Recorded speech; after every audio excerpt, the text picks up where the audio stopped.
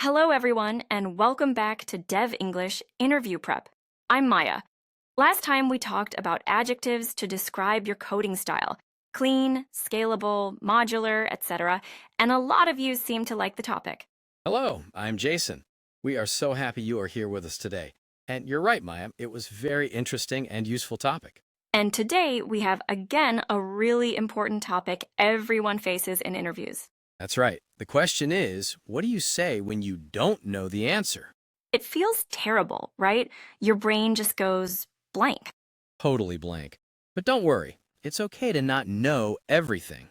Exactly. What you say next is super important. We'll teach you how to professionally answer "I don't know" and impress the interviewer. Let's get started. Okay, so Maya, let's start with the basics. Why is it, bad to just say the words, I don't know, and then just stop talking? That's a great point, Jason. When you just say "I don't know," it's like hitting a wall. The conversation just stops. Right, it's a dead end. It also doesn't show the interviewer how you think. In a developer job, thinking and solving problems is the #1 skill.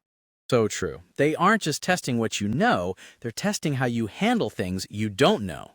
Yes, they want to see your problem-solving skills in action. So saying "I don't know" gives them, well, it gives them nothing. Okay, so we know what not to do.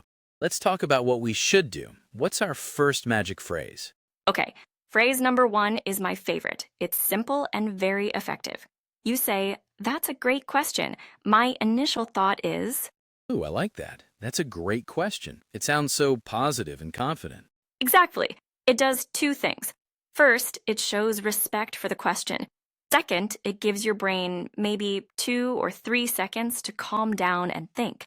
A few seconds can feel like an hour in an interview, so that's super helpful.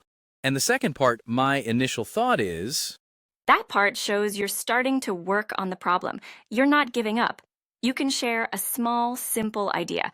It doesn't have to be the perfect, complete answer.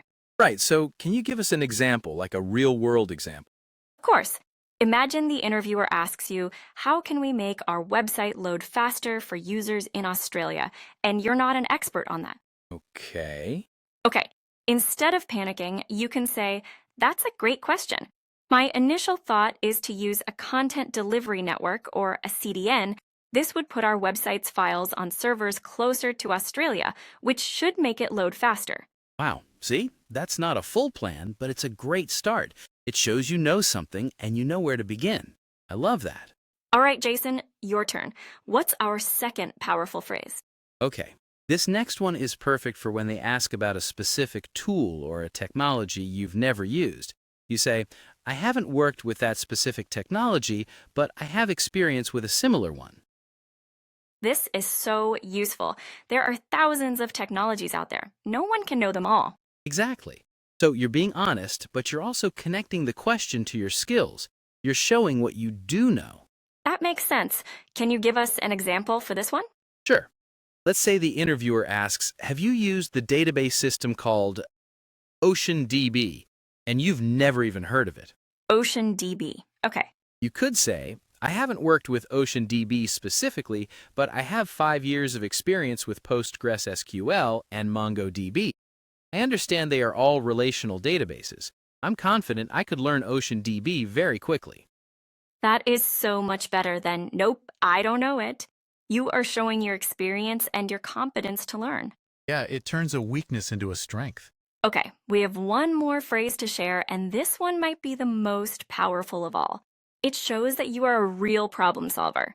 The grand finale, what is it? It's this: "I'm not sure of the full answer right now, but here is how I would start to figure it out." Yes, the roadmap. You're giving them the steps you would take. Precisely. It's the most honest answer. You admit you don't know, but then you show them your plan of attack. You show them how you think like a detective. A code detective. I like it. So, what would be an example for this one? Okay, imagine they give you a really complex bug to solve. They say, "Our users are saying the checkout button sometimes disappears. Why?" Whoa, that's a tough one. No way to know the answer right away. Exactly. So you say, "I'm not sure of the full answer right now, but here is how I would start to figure it out. First, I would try to reproduce the bug myself. I would check the browser console for any errors. Then I would look at the recent code changes related to the checkout page. Finally, I would add some logging to see what is happening right before the button disappears. That is a fantastic answer. You haven't written a single line of code, but you've just shown them that you are a careful, organized, and skilled developer. That's what they want to hire. Exactly. You're showing them your process. Using these phrases will show the interviewer that you are a confident communicator and a great problem solver, even when you don't know the answer. That's our goal. Thank you all so much for listening to this episode of DevEnglish Interview Prep. Join us next time where we'll learn how to explain your weakness, the perfectionist cliché versus real answers. Ooh, that will be a fun one. Until then, happy coding. Bye, and don't forget to subscribe. We love to have you. That's right. We love to have you with us, and we want to hear about some tough interview questions you got during interviews. Share them in comments. We'll come back to them. And that's all for today. Bye, everyone.